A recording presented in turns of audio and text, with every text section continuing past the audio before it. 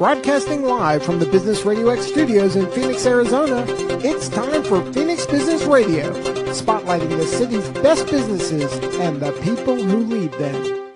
Welcome to 3C Amplified. I'm your host, Jacqueline Destremps, and twice a month I'm here to highlight the businesses, nonprofits, and individuals collaborating to amplify their impact in the community. This series is sponsored by Another Hand Advantage, where I create marketing strategies for community-minded small businesses and nonprofits and take the overwhelm out of bringing awareness to your brand. Joining me today in the studio, I have Alison Sipes. She's the director of events at Downtown Phoenix, and Sara Lynch, and she's the marketing coordinator with Downtown Phoenix. Welcome, ladies. Thank you.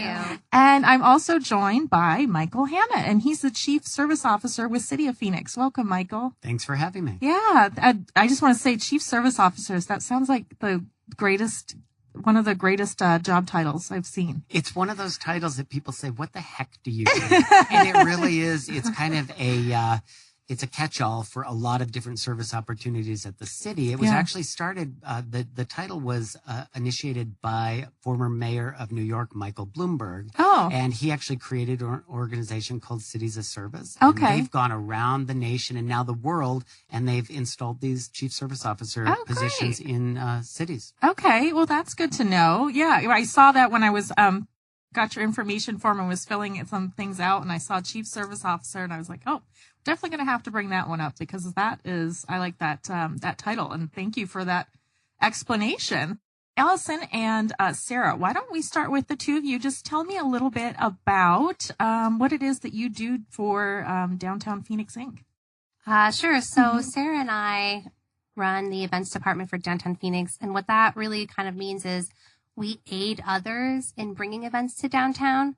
We really only truly produce 4 of our own actual events, but we spend 80% of our year making sure that lots of other folks are able to come and navigate their way through those city processes and really utilize kind of our expertise in how best to run events in downtown since we do them so often. Mm-hmm.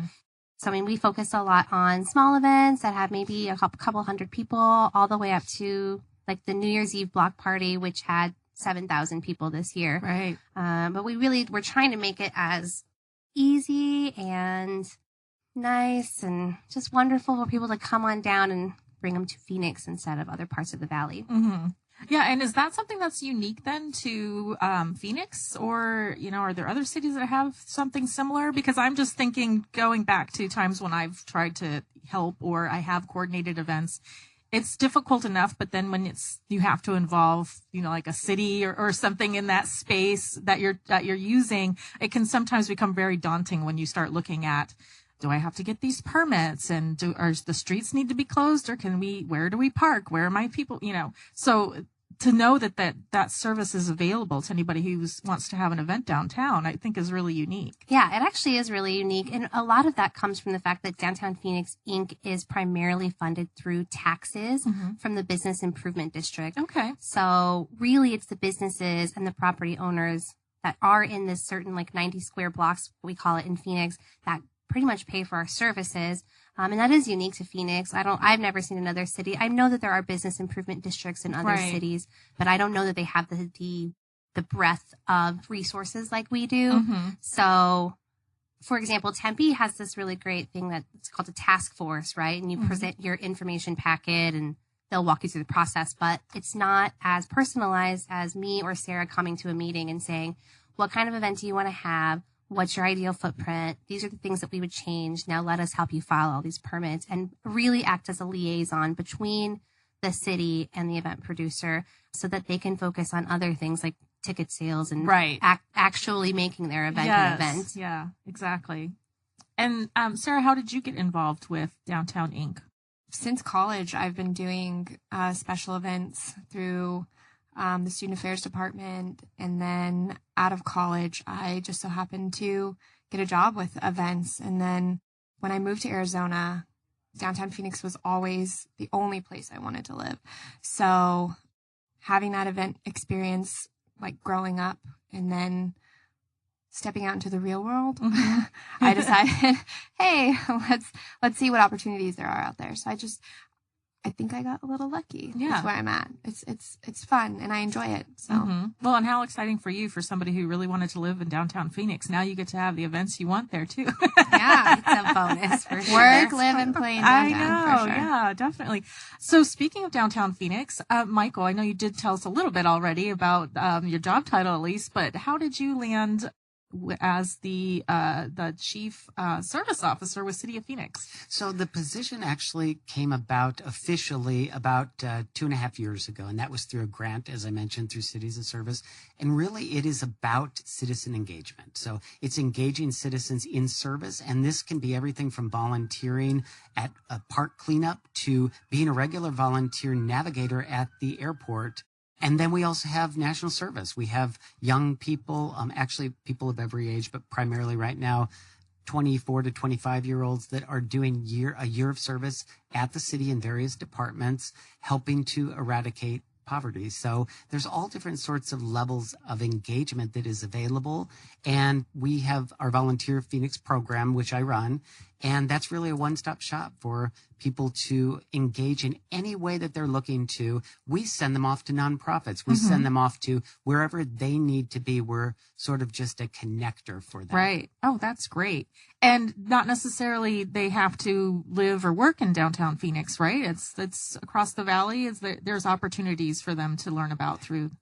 Absolutely. Yeah. And you know, what's great about downtown Phoenix is really everyone's downtown. I mean, it really is. And Downtown Phoenix Inc. has done a great job of branding that. And you'll see the ambassadors walking around downtown. They're so friendly. They come up to you and they help you before you ask them for help. Oh, and yeah, definitely. So what they're doing is amazing. And really, it is about opening up to everyone and saying, you know, wherever you live in the valley or the state, this is a downtown that you can come to and participate in. Yeah, I actually, we're going to get to the volunteer fair here in a minute and talking about that. But I actually was looking at that weekend and all the different events going on downtown. And I actually started looking at hotels because I thought, how fun would that be to just stay down?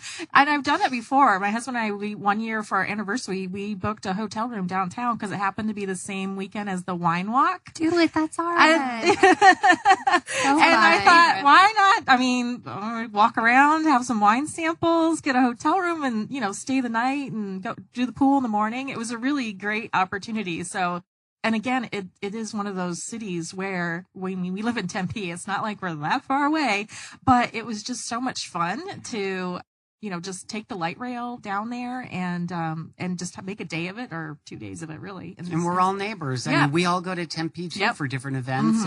And this took us 10 minutes to get here. Michael. We like to spread the joy. And we welcome everyone to Phoenix as well. So. Yeah.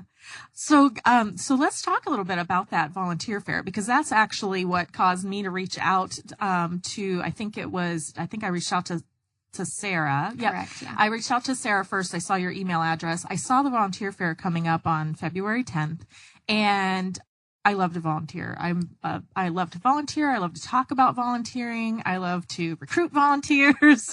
I'm one of those people that if somebody says, oh gosh, you know, I have some spare time and I like to, and I'm like, oh, I can find you something. I can do it. So when I saw this volunteer fair come up on Facebook, I looked into it and I thought, oh my gosh, this looks amazing. I have to have them on the show, mostly because I want to know more about it, but because it just looks amazing. So I don't know which one of you wants to really talk about the volunteer fair. It's coming up. It's February 10th. Is this the first year or the second year? We're in our second Okay. year. Correct, So how did that all come about? Where did that come from?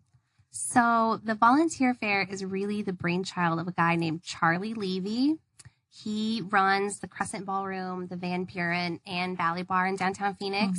And last year, maybe in August of 2018, no, 17? Yeah, 17. Charlie called a meeting with myself and Michael and the Downtown Phoenix former CEO, David Kreider, and said, there's this great event that I used to do in Tucson called the Volunteer Fair, and it's all about getting nonprofit organizations in the same room and letting them get in front of their potential constituents to explain what their organization is, explain their volunteer needs, so that they can answer any of those questions and get the right people. Because what Charlie kind of found was everyone says they want to volunteer and they have an idea of the types of organizations that they would be interested in helping, but it's not that easy to kind of figure out how to do it, right? It's like everyone says, I want to go walk dogs, or I want to go volunteer at the Children's Hospital, but like, what does the process mean and how do you get involved? Right. And so he had a lot of success in Tucson. And so we decided that we would utilize our resources, right? Mm-hmm. Ask Michael with the city to bring some of his people to the table, have Sara reach out to a branch of just nonprofits. And it was wildly successful. We would have been happy with 50 organizations signing on. And all of a sudden we have 100 and we're telling people, I'm so sorry. Like, we're on a wait list. You have to wait until next year. And it's great. It's like, that's the whole point, right? I'm me, Alison. I want to volunteer for Phoenix Children's Hospital, but I don't know what that means. Like, what's the process? Is there a background check? Do you have to commit so many hours? Is it so many weekends per month? And we wanted to be able to put people in front of the right organization so they could ask those questions and kind of expedite the process of getting them involved. Mm-hmm.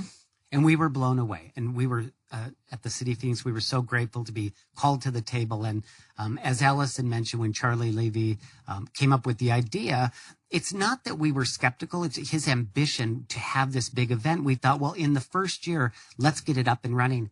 And Alison's not exaggerating. We were blown away, and we were all out there on the day of the event. And to see not only all the organizations there, because you could have organizations there and no volunteers. Right.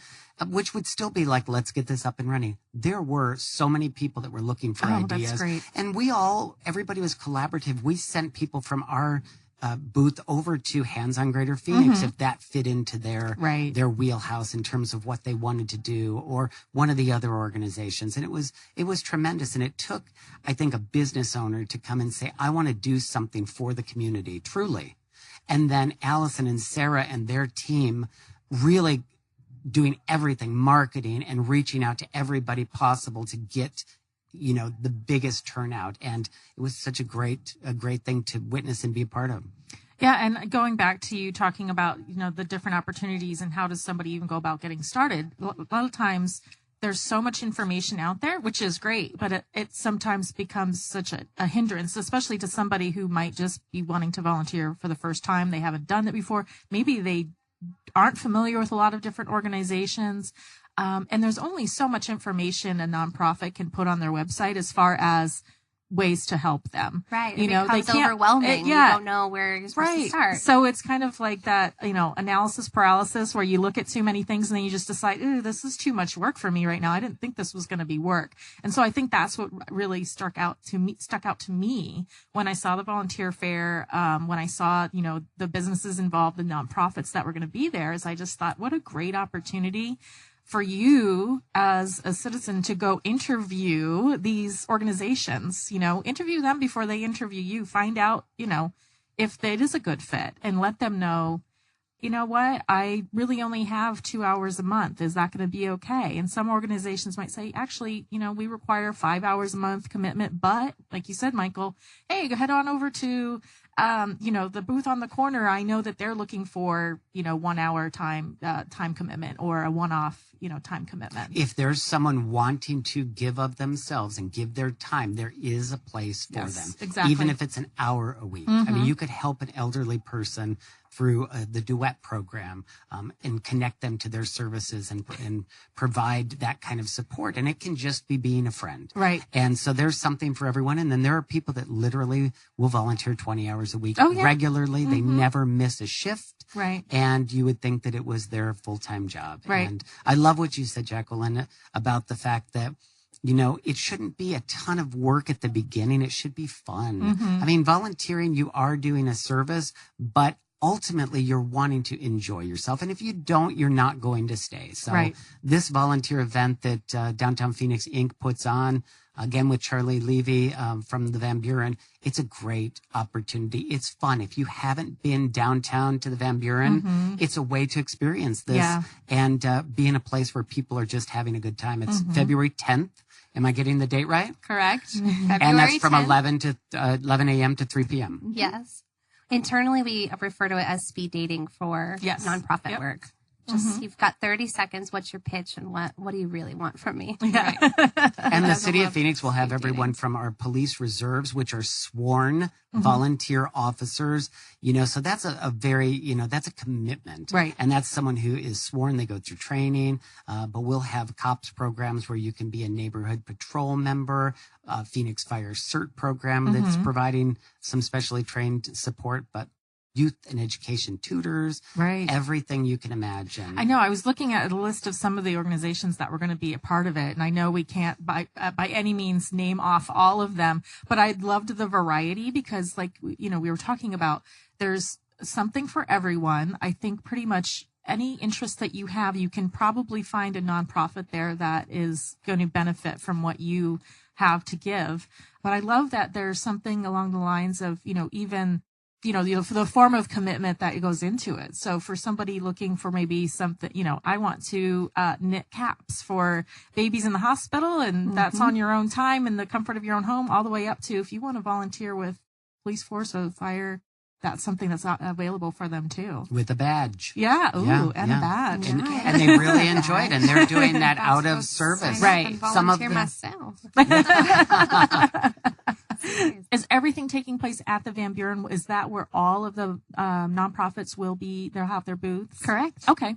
At Great. the Van Buren. Yeah. And then anything else going on around that?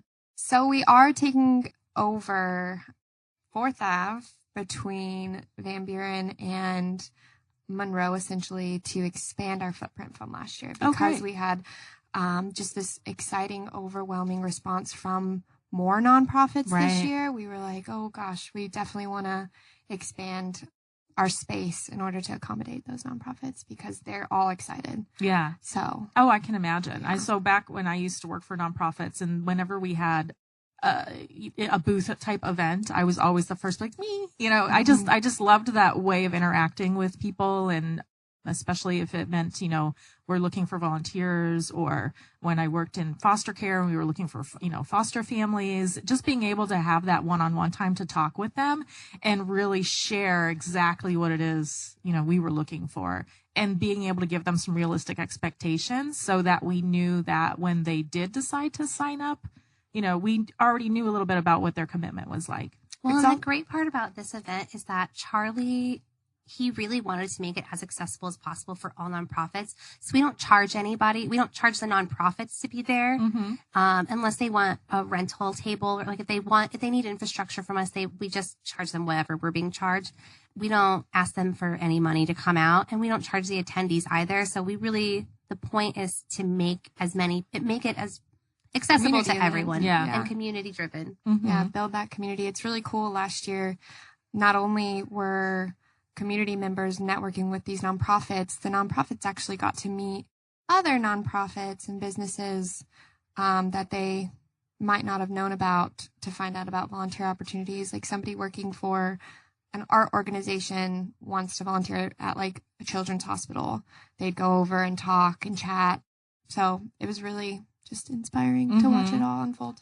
And everyone here at the table, we all know, and those of your listeners all know, that nonprofits require volunteers. And that can be everything from being, supporting children in need, elderly folks, but even the arts organizations, docents. I mean, we couldn't have the experiences we all have as Phoenicians in any of these areas without the volunteers that are giving their time. So it's almost like that extra layer of customer service that's required to have the experiences that we all want. And even earlier when you mentioned the volunteers at the airport, anytime I fly in or out, I'm always just like so like excited and, full of pride when I see the volunteers there, because I go to some of these other airports and who do you even ask? I'm like, do I ask that person? Oh, they have, a dog. I don't know if I should ask them. It says don't pet, so they probably don't want me to talk to them either. Wait a minute, do I ask that person over there? And at our airport, it's just, you look for the person in purple, and I saw that they have dogs now too. Their newest program, and it's growing very fast. And you can pet them. It says, please pet me on them, because I know the other dogs you're not allowed to pet.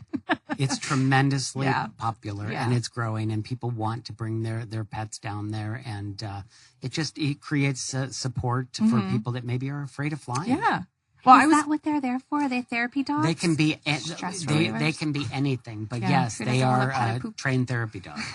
mine just allowed me to have, I got some petting time in the Yes. TSA line, he was in the TSA line in front of me and it said, please pet me. And I went, oh, I can actually pet this one, because the other dogs you can't pet. So I'm like, oh, hey, how's it going? Talked with them. And, Great. but that's exciting just to see those types of opportunities. And those are the volunteers that really, we have volunteers at the airport that are 90 plus years old. Mm-hmm. They do 3 shifts a week. They don't miss they're not late. I Right. mean, these are That's their serious thing. volunteers. Oh, yeah. And they're also background, because it's an airport, Mm-hmm. they go through that extra level of commitment to Right. actually be there and be trained and background checked and all of that. So. Yeah. Yeah.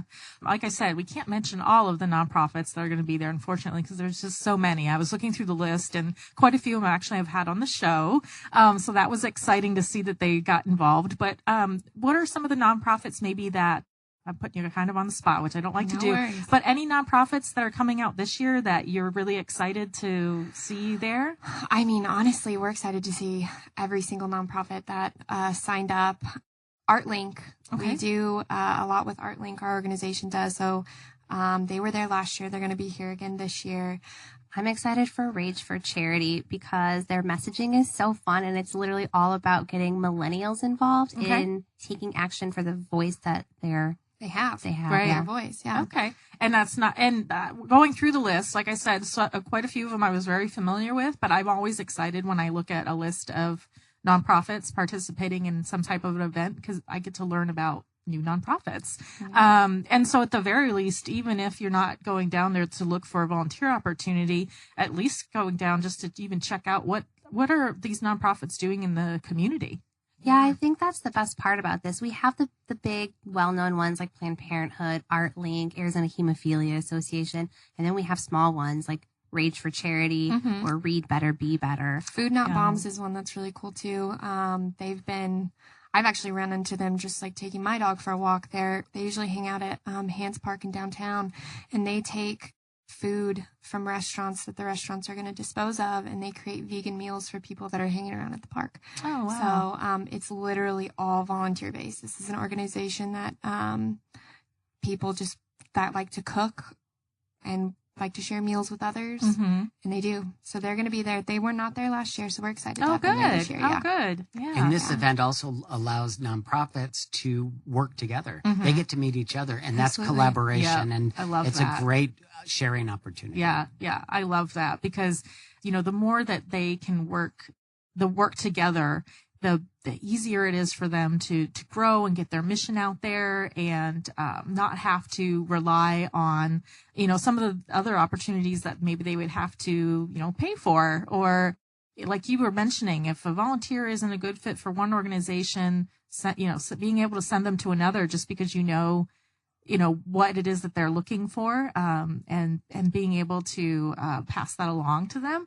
And then obviously it makes you look great too, because, if somebody comes up and they start talking to you about a volunteer opportunity, and this kind of goes even for other things as well, when you're networking with other businesses, not everyone's the right fit for everyone, but if they can at least point you in the right direction, it still makes you look like, kind of like a rock star, that you're at least able to refer them along to somebody and not just say, nope, sorry, not a good fit here. And the City of Phoenix philosophy is we just want volunteers to be connected to opportunities. Yep. And to us, it's about supporting the residents. And wherever they're doing their service, it's benefiting everyone. And so it's a win-win. And I love what Alison said too about speed dating, because it really does feel like that. No one's feeling like, oh my God, they've moved on to the next booth. They don't like me. You're saying, okay, who's next? Who are we going to talk to? Right. And it's just a great, it's energetic, and the morning flew by. And it was quite fun. Yeah.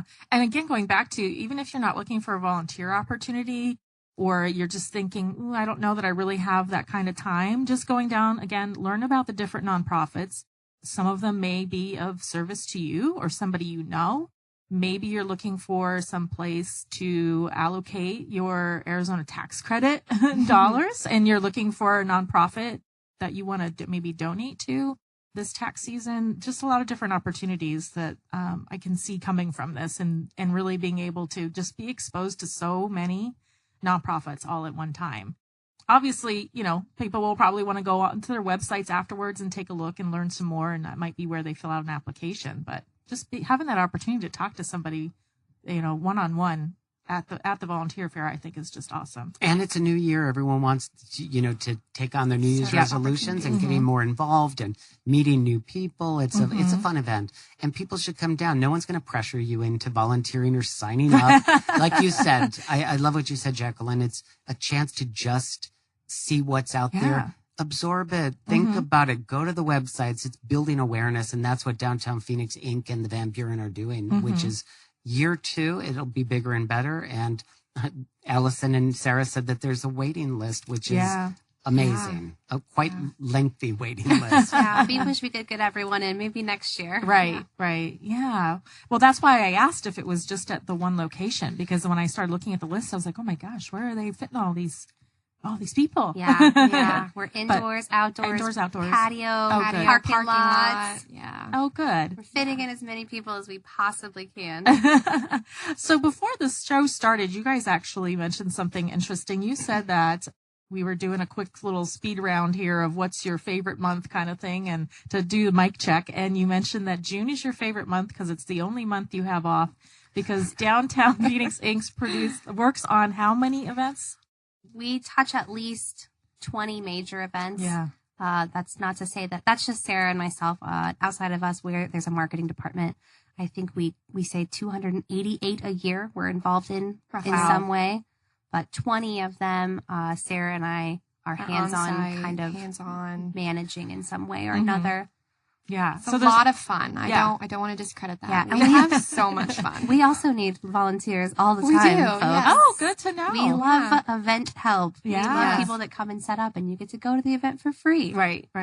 Yeah. Oh, that's great. Yeah. And so with all of those events going on, I mean, there's pretty much something to do downtown every month, every weekend, every day of the week. Even during the week, because I know that there's I just saw that there's a new farmers market at the Arizona Center. Arizona Center. The first one was last night. Okay, so that's on Wednesday.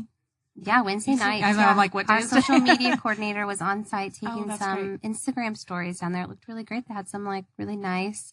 Everything's local, obviously. It's a farmers market, but there's some good attendance for the first one on a Wednesday night.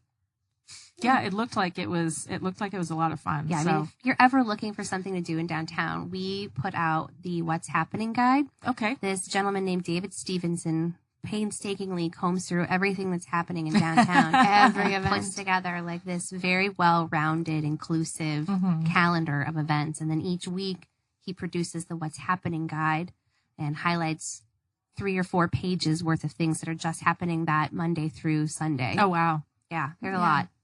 Downtown is happening. I mean, there were years where people were skeptical about, could it come back? Well, it has. And it's just moving forward so fast. Oh, yeah. Yes. Nobody says they're bored in downtown Phoenix. And if you do, maybe you're doing it wrong. For you. Yeah. And you guys, you have a great events calendar too on the website. And yes. And it's about to get an overhaul. So it'll be even snazzier. Oh, okay. Nice. Cause there's all kinds of things on there, from what's happening in the different theaters downtown to all the venues, all the music venues, sports, you name it. If it's between the Sevens, McDowell, the Arts District to Lincoln, we have it on our website. Yeah. Oh, great. Yeah. Michael, I wanted to go back because we kind of kicked off the hour with talking about national service and kind of how that came about. What all does that entail, and as far as the city of Phoenix is involved in it? So national service is it's akin to the Peace Corps, except the folks do their service domestically. So they're still working to eradicate poverty and helping low-income individuals and vulnerable populations. So we have opportunities at the city. There are opportunities all across the Valley and the state for AmeriCorps and AmeriCorps Vista positions. AmeriCorps Vista is what we primarily have at the city. Okay. And they are year-long stints, and they're engaged in building capacity in low-income communities rather than direct service. So they're actually working with communities to build up and to create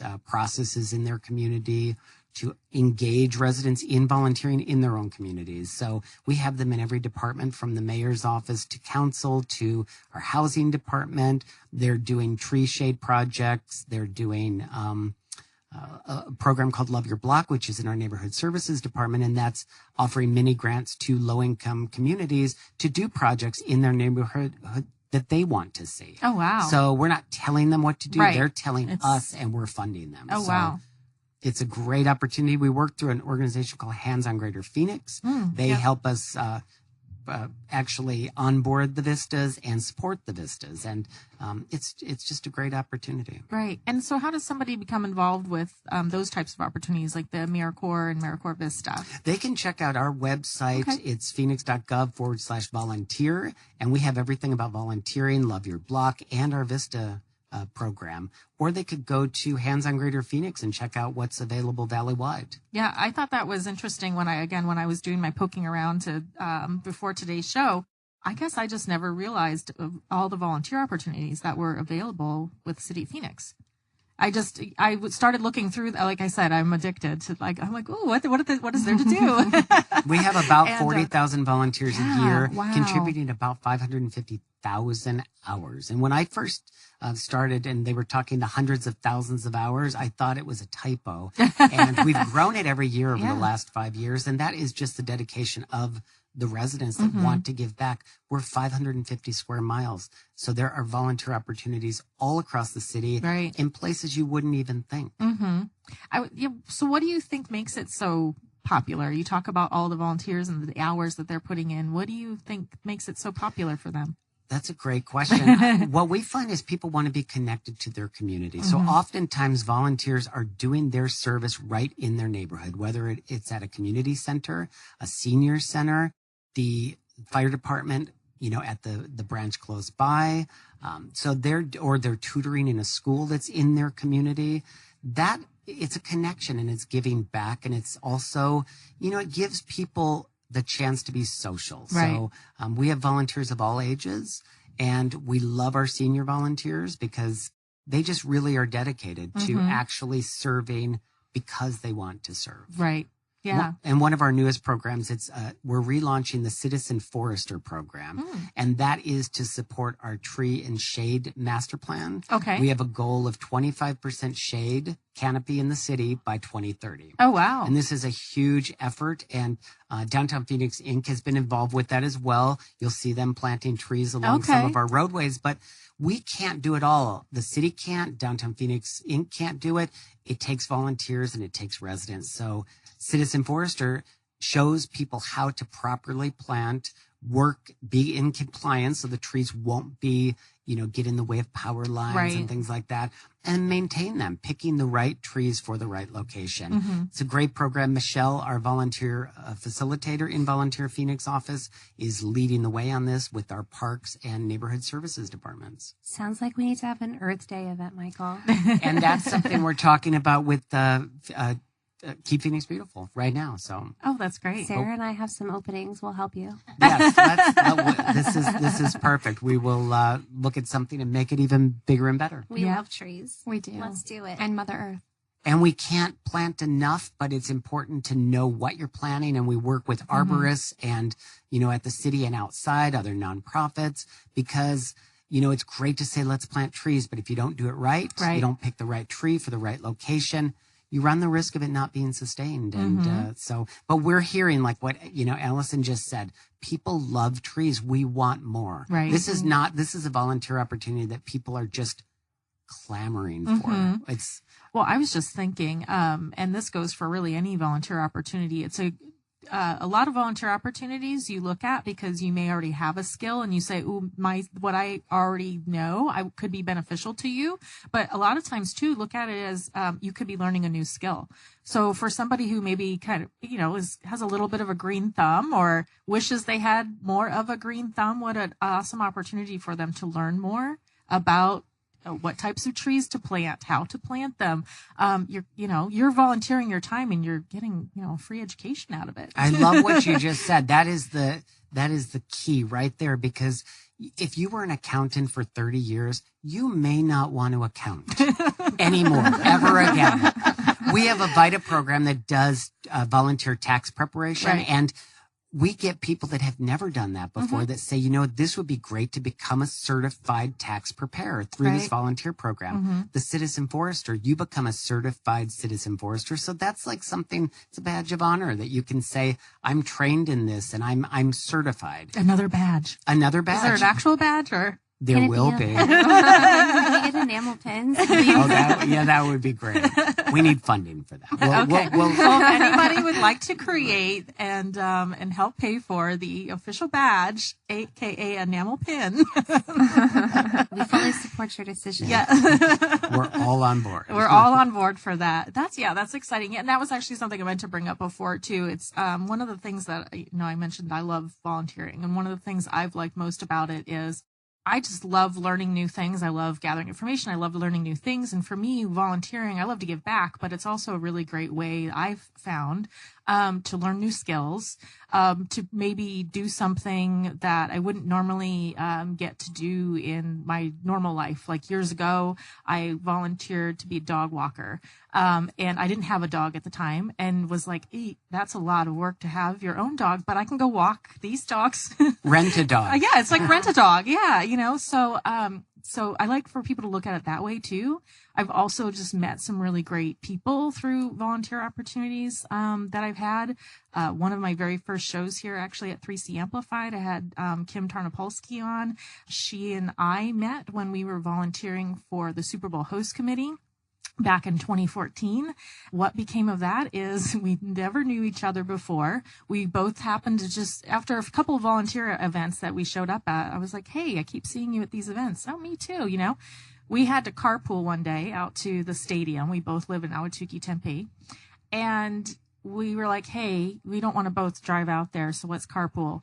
By the end of that carpool, we both decided, she had this vision of starting a 100 Women Who Care chapter here in Arizona. By the end of the car ride, I was on board with helping out with that. And now she and I, along with two others, co-founded 100 Plus Women Who Care, Valley of the Sun.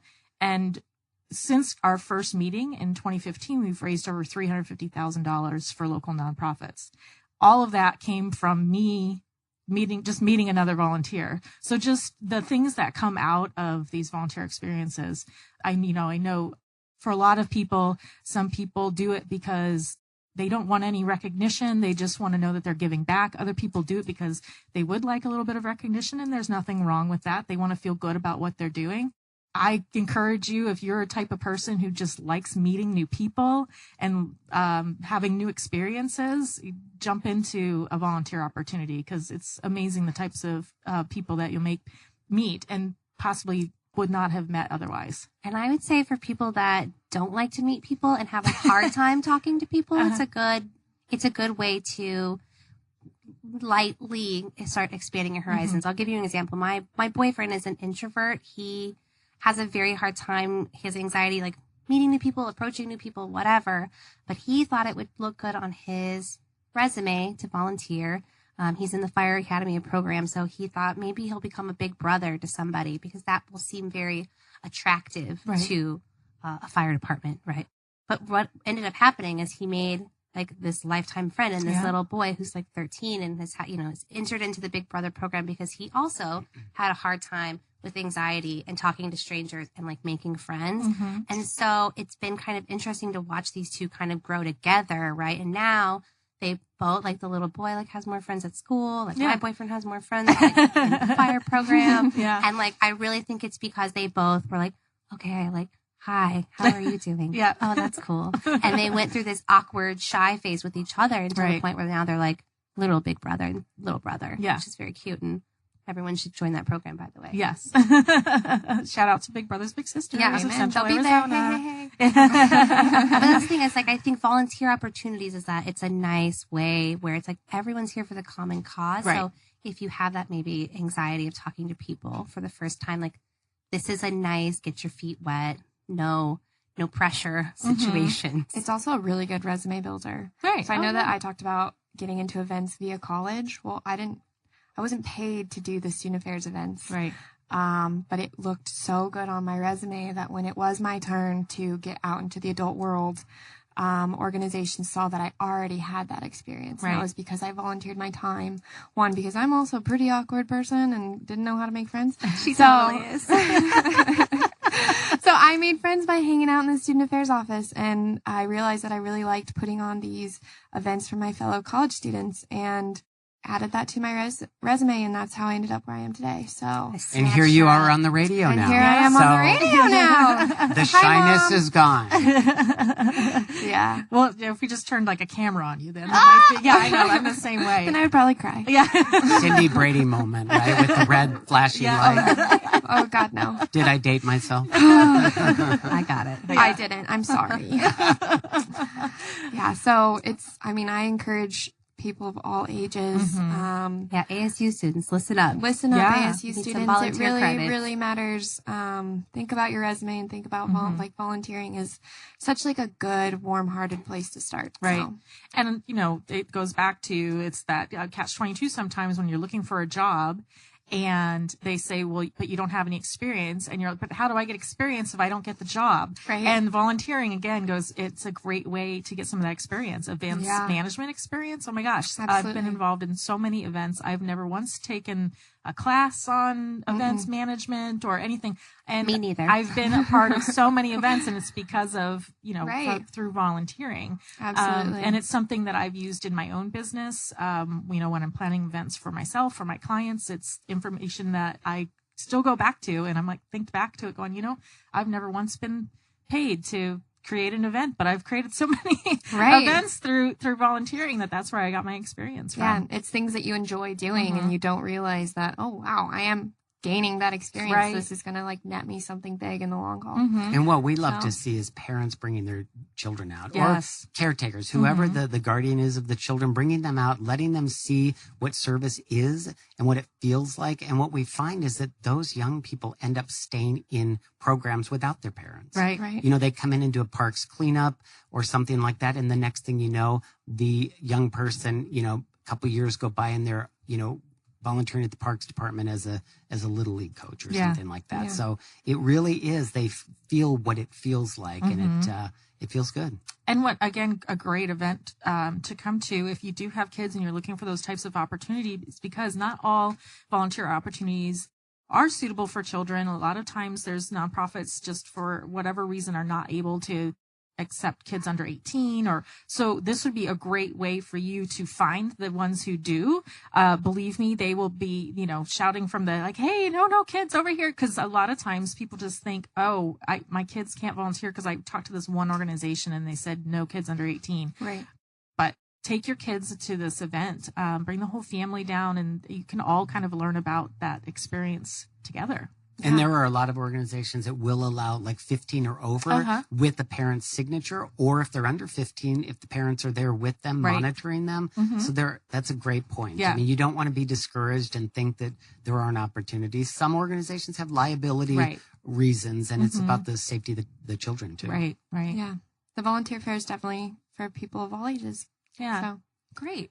Well, last, I just wanted to, you mentioned a couple of the things that, opportunities with City of Phoenix, but I did want to talk a little bit about the Heat Ready initiative, because, I know we've got, summer, we've got summer coming up. It comes a lot sooner here than anywhere else if you're listening You mean outside. we're not in Arizona. summer yet? I know. Wait, what? Yeah. What season did we just get through? Yeah, I know. I forget about winter sometimes, but so you want to talk a little bit about that Heat Ready initiative, and then Yes, the City of Phoenix applied for a grant from the Bloomberg Foundation, Bloomberg Philanthropies, and the request was for cities and mayors to identify their most pressing issue and a solution for that issue. So the City of Phoenix came up with heat, rising urban temperatures as an issue. We've had 3 years where they've increased. Our number of 100+ days have increased every year, and there's no stopping. We work with researchers at Arizona State University, and they're providing the data and the support to show that. So the city was one of 35 cities out of 320 selected to participate in this. And we launched the Heat Ready initiative. It's been a year that we've been doing this, and we're moving full speed ahead right now. And this is something that there's different components of it, but people could get involved through our We're Cool initiative under Heat Ready. And that is to actually provide support, heat relief support to our most vulnerable residents. And those are transit dependent residents or people experiencing homelessness, single mothers that, don't have alternatives and may not have, frankly, $1 to put in the machine to get water when they're on the road. Right. So there are maps to direct them to support, and volunteers go out throughout the summer and hand out those maps, out water, and also provide direct support in terms of how to stay safe, heat safety information. So that's just one example of what we have coming up every year under our Heat Ready initiative. Well, great.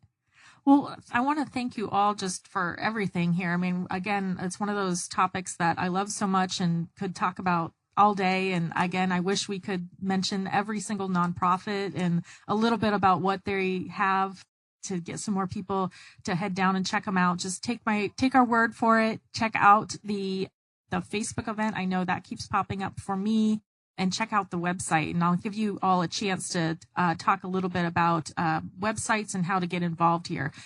All this information, of course, after every broadcast, once we post the podcast online, we'll have that information in the summary. But if you are anxious to learn more information today, we want to make sure if you're listening live, you get that information. So do two of you want to go first and just how do we find out about Downtown Phoenix Inc. and specifically how do we, if people want to come out for the volunteer fair? So Downtown Phoenix Inc., our website is the best place to start, dtphx.org. It gives you all of the information regarding our events, where to eat downtown, where to live downtown, all that good stuff. And then for the event specifically, Facebook. Yeah, search Phoenix Volunteer Fair on Facebook and that'll pop up. Or you can go to the Downtown Phoenix Facebook page and it's listed as one of our upcoming events. One of our highlighted events. Parking. Everyone always wants to know about parking in downtown. So we are partnering with the city of Phoenix to get an Adams Street garage. So the entrance for that is actually on 3rd Avenue and Monroe on the southwest corner. So if you park there for the day of the event, it's free parking for any of the attendees. Again, that's 3rd Avenue and Monroe. The win, February 10th from 11 a.m. to 3 p.m. Again, it's totally free to come out. We will have the kitchen open. So if you're hungry and you want to have lunch there, we'll be serving food out of the Van Buren kitchen that day. Yum. And there will be beverages, both adult and non-alcoholic. Non-adult. Adult and non-adult. What else? That's a Sunday, February 10th. So come hang out with us. And like I mentioned ahead of time, there's a lot of stuff going on that weekend. So definitely, make a day of it. Get down there for, early, check something out, then go to the volunteer fair. Good family day. There's stuff going on all weekend down Walk there. around, hang out in one of our beautiful parks. Come meet us. We'll be on site. Yeah, find me and Sara. We love making new friends. We have fanny packs every time for an event. So I will be wearing a gold fanny pack. Sara has a silver one. So if you see that. With bling. They are. Yes, they are blinged out. Enamel pins? Well, those are Let's on our hope. jacket. We'll cross our fingers. Those are for jackets only. Okay. And then, Michael, if people are interested in learning more about some of the topics that you've discussed and volunteering at City of Phoenix, let us know where we should head for that. Great. Well, I just wanted to thank you for having us on 3C Amplified. This is a great opportunity to spread the word about the City of Phoenix, but what you're doing to spread the word about other organizations. No, thank you. Yeah, my pleasure to have you all on. Like I said, I saw it pop up on Facebook. I think it was like 10 o'clock at night, and I emailed. I'm like, hey, want to come on the show? She did. And this will be a great event at the Van Buren, February 10th. More information about the City of Phoenix programs, phoenix.gov/volunteer, or you can just go to phoenix.gov and type in volunteer in the search, and that'll tell you everything that's going on in the City of Phoenix, and also on Twitter and on Facebook at myvolunteerphx on Twitter, and Volunteer PHX on Facebook. Okay. Well, great. Well, thank you all again for being here today. This was so much fun. I hope you all enjoyed your time here, and I look forward to the volunteer fair and heading down there and learning more about all the awesome organizations that are going to be there and their volunteer opportunities. Yes, thank you. Thank you. Yeah. So you've been listening to 3C Amplified, where we share how others are connecting, creating, and collaborating to amplify their impact. And we hope we've inspired you to do the same in your community. Until next time, I'm Jacqueline Destremps with Another Hand Advantage. Let me help create a marketing strategy to put your organization's mission in front of your target audience and highlight the impact you're having in your community.